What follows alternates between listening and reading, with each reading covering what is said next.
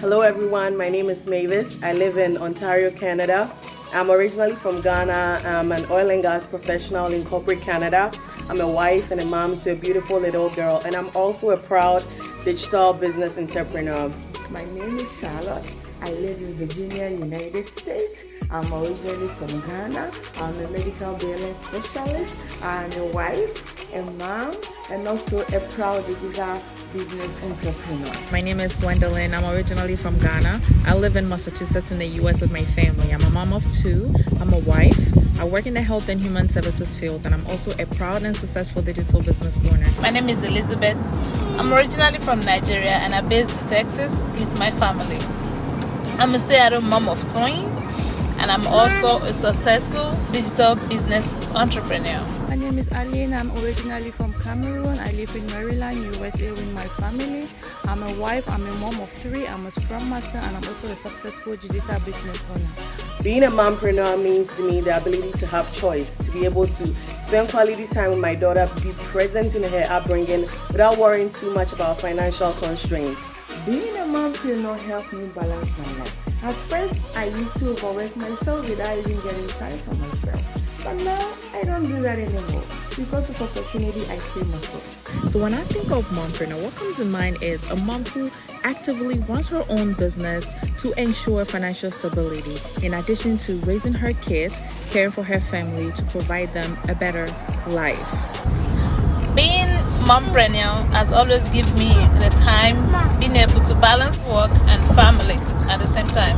And the kind of business that I'm doing, online business, it has given me all the time that I want, all the precious time I want for my kids and my family. I'm able to go places anytime I want to go. Being a mompreneur has given me the opportunity to spend quality time with my kids and also be able to support my family. Our goal is to educate, inspire, motivate each one of you to check this out. Take action most importantly. Come and let us show you how you can also build a legitimate online business from anywhere, especially in the comfort of your home. We'll see you when they're inside. Check it out. Bye for now. And we are live. Hello, everybody. Welcome once more to the Mompreneur Talk Show. This is our third episode, and we are so excited to have you here once more. Thank you so much for the feedback, the comments, the interactions. We love it. Keep them coming. And today we are super excited because we not only do we have another mompreneur joining us from our business community outside the five of us, we also have a Dad-Preneur joining us all the way from the UK, as you can see. Yeah, we promised last week we are going to get a gentleman's point of view on the topic we discussed last week, so that at least we won't have a biased take. Right. And unfortunately, our sister Elizabeth was not able to join us today, but she's definitely with us in spirit, and then next week she'll be joining us. So let's just get right into it. Dr. Lawrence, last week the topic was, can a married woman acquire her own properties aside her husband's own? And we had quite divergent views here. So I think my take was, I think we all agreed that the first thing to do as a wife is discuss it with your husband, right? And get his take on it. But then the next question came, okay, what if it's actually a very good idea, it's a good project, whatever, but your husband says no? Yeah. So that's where the divergence came in. And then one person was of the view that you should still, like, if he says no, then you can't do it. Another person was of the view that, well, it depends on how you see the project, especially, as women too, sometimes we have the intuition of certain things. Our husbands don't really see into the future like that, but we see the big picture. So we're like, given that, then you can go without his consent, you can go ahead and do it. The end will justify the means, right? And another person also said that regardless of like what the husband says, sometimes you have to also focus on the negative side of life. Like anything can happen in life. So what if at some point the husband loses his job? What's your fallback plan if you didn't, take that opportunity when it came? So that's where we got to. But like I said, it was divergent. So we now have to seek your opinion as well, what you think. But Aline, could you adjust your camera, please? Thank you. So over to you, Dr. Lawrence. Okay. Thanks very much, ladies, for having me here. It's an honor, it's a privilege for the invite. And it's good to be here joining my business partners and also my beautiful sisters to discuss this very important topic. Yeah, so for me, I will probably start with maybe a bit of, I'm a student of research. So I will probably go do a bit of some research that I did, obviously, when I got given the topic. Then follow on from that, then I will dive into where you ladies probably got to. In the UK or Great Britain, around before the 1870s, so then the 19th century, there was when a lady got married, any personal belongings, any property or any financial belongings that they had, whether it was jewelry, whether it was inheritance, everything that they had, when they got married, all of those inheritances or all of those personal belongings automatically became the man's property, because it was the man who was marrying the lady or marrying the woman. So the man automatically inherited everything from the lady. So during that time, obviously, it was very unfair. So there was a lot of women's rights activism that went on in the 1870s, called the Married Women's Property Act. So that activism led to the Married Women Properties Act. So that 1870, that was where that was enacted. And as a result of that, there was an equal rights from that point onwards. When a man or a woman, they both got married, they all had equal share of each person's property. So fast forward to the 1922, a law was actually passed, which was assented by the royal in the UK at the time, and it became law.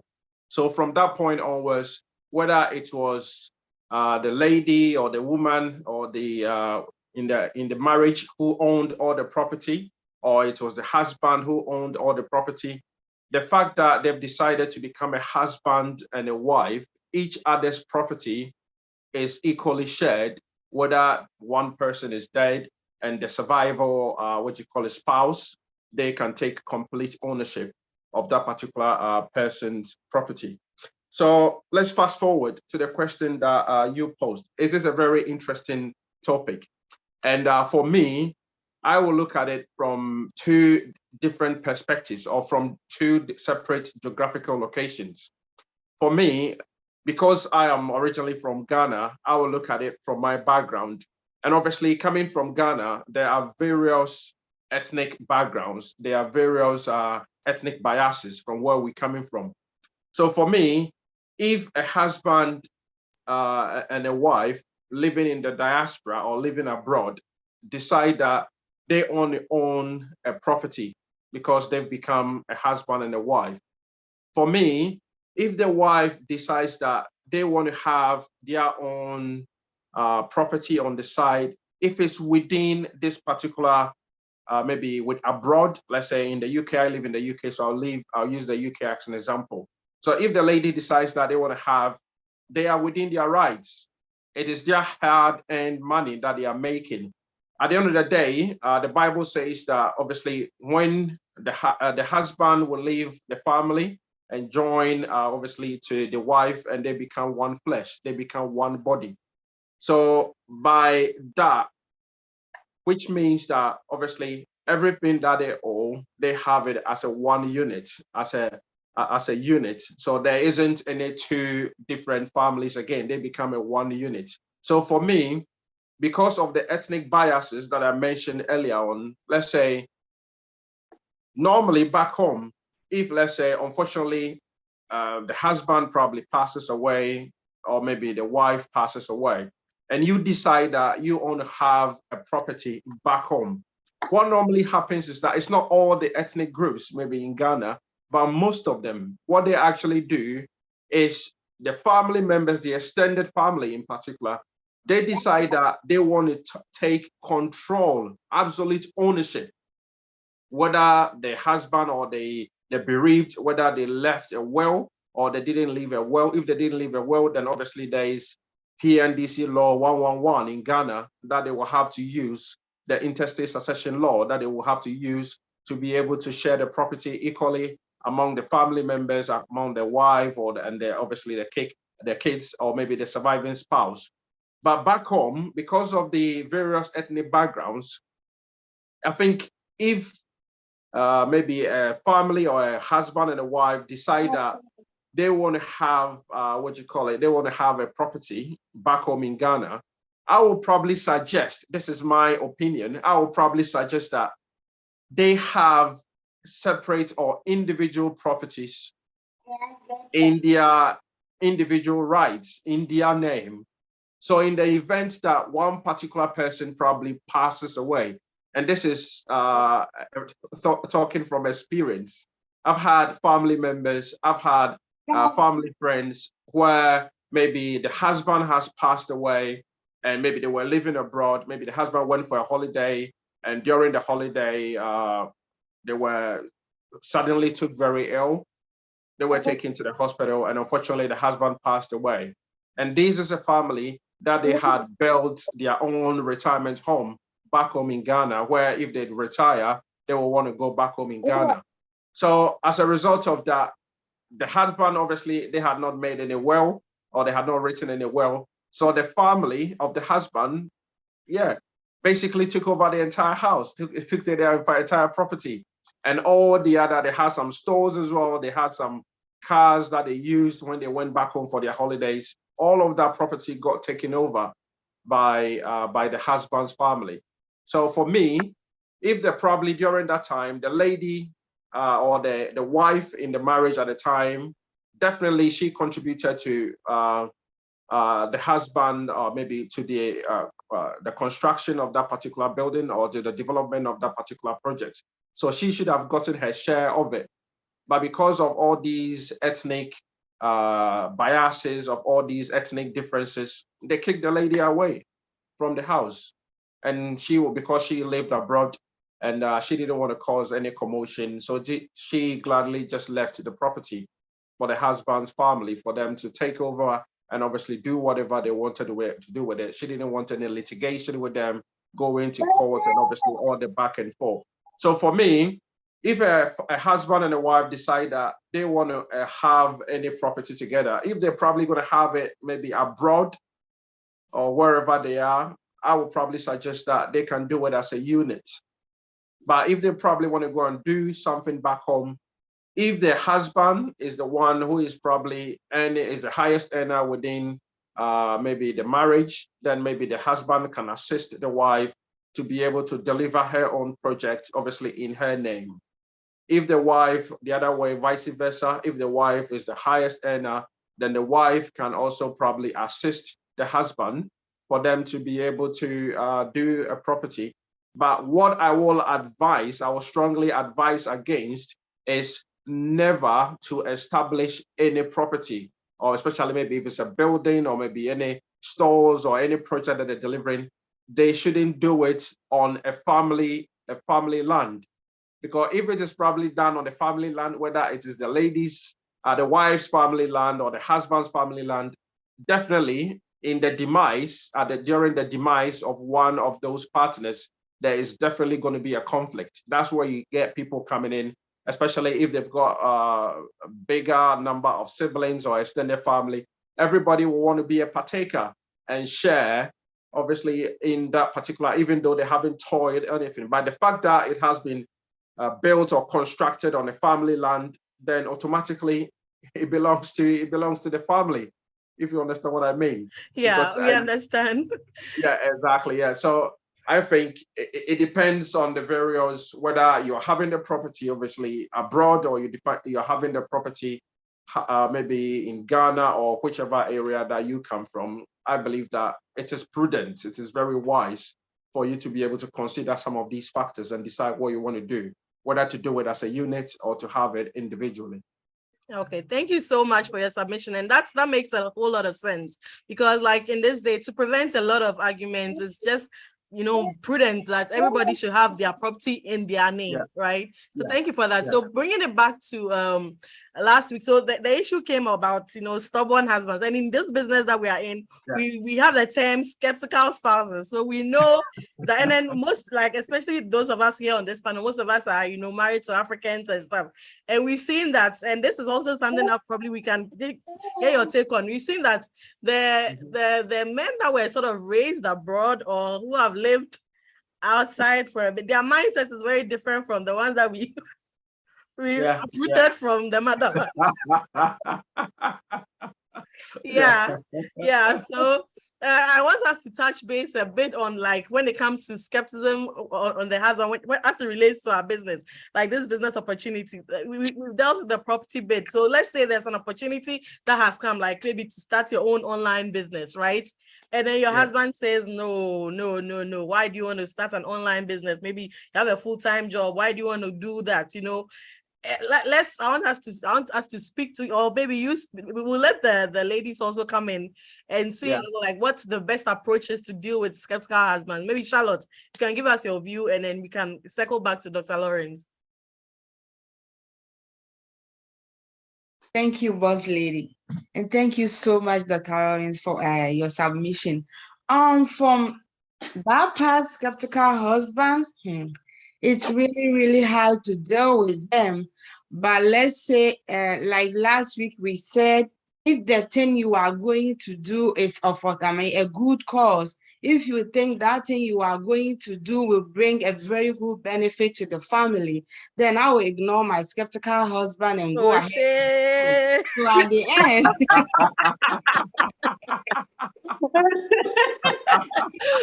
you are calling for trouble.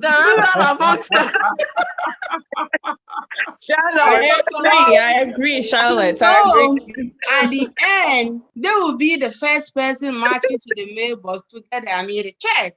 Yeah.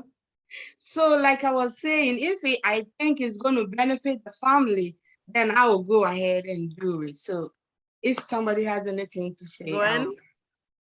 Absolutely. I actually agree with you, Charlotte, because as far as it's going to benefit us, as the individual and also as a married couple, of course, I'm going to do it. I'll convince you as much as I can, because now that the money is coming in, he's the first person to match to the mailbox. I'm telling you, like, it's Emilia, so last week Elizabeth actually made a point that that this particular topic, it actually causes a lot of friction in marriages, to the point that some people end up losing their marriage. So when it comes to like something like this, right, Emilia, what would be your approach? Like, personally, my husband was that type. He's that type that was so strong. Like, he did not want to hear about it. No. What do you think they're doing? You don't know, that must be a scam. There are too many online businesses there. And I was like, don't worry about it. I just need your support. I don't want money from you. I'm just telling you because I know this thing is good and I've seen the testimony. So I want to try it. So all I need is your support. And it was a real big struggle. I was calling Aline, calling our coach, everybody. I was like, I'm having a very hard time with my husband. But guess what? What I did was I made him watch the free webinar. I sent him a link. I made him watch it.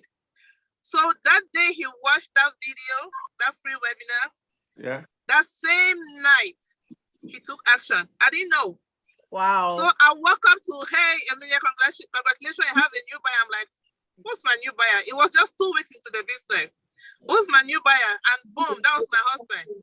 Then I went asking him, babe, did you register? He said, yeah, I did. I said, how are you sure? He said, yes, I did.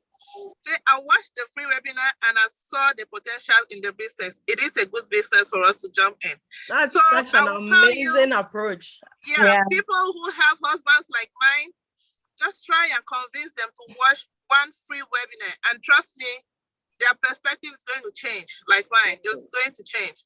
Thank you, Aline. Yeah. Thank you. Yeah. Just like all of you, the boss lady have spoken, my husband was so difficult. I called Gwen. She can remember I told her, My husband was like, this is a scam. It's like when they want to scam you guys, they talk to you again, you don't listen. I was like, it's okay. It's okay. Let it be a scam. So he went and he did his own research. Then he came and he was like, oh my God, this business can be real. This business can really be real. This business, people can be rich and you can be poor. Are you sure you want to do this? I said, I will do it. If it's a scam, let me be the one that have scammed me. There's no problem. I love that. I like that. I said, let's just go and do this thing. Trust me, right now, he is so happy. He even accepted me to do this business. Wow. Yes. Wow. Dr. Lawrence, do you have any final comments to this? Okay, yeah, I think for me, I will probably use another personal experience as well. When I almost had a buyer, she went through to my funnel, didn't even contact me, went ahead, paid, registered to become a buyer and everything. So then at the point, I contacted her to invite her into our online group and all of that. And that was where she told me, I was trying to explain to her, can you explain me a bit more to me? Because she had just finished watching the video. So in the course of my explanation, and she went like, oh, okay. So as part of using the social media attraction marketing strategies, doesn't mean that I have to be on social media. And I said, yeah. And she goes, okay, I will need to go and speak to my husband first about that. Wow. Yeah. So she went to speak to the husband, and apparently the husband said no. Most of the time, it depends on the basis of the skepticism. I think here the husband wasn't a skeptic because maybe he thought that the wife was going to be scammed or they were going to be scammed. But I think the husband was uncomfortable in himself because he didn't want the wife to be out there on social media because he doesn't feel secured. So for him, it was a bit of insecurity. So for me, on the other way around, I would probably say it was my wife who was a bit skeptical. I'm here. I wanted to do it. You're skeptical spouses. Okay, now let's clarify. We'll make it spouses, so we know it's both men and women.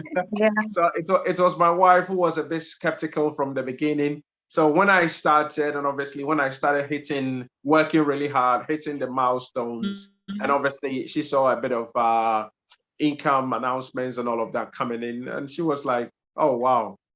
This is so actually the first income that I got, I didn't do anything to. I just gave everything to her. I was gonna say,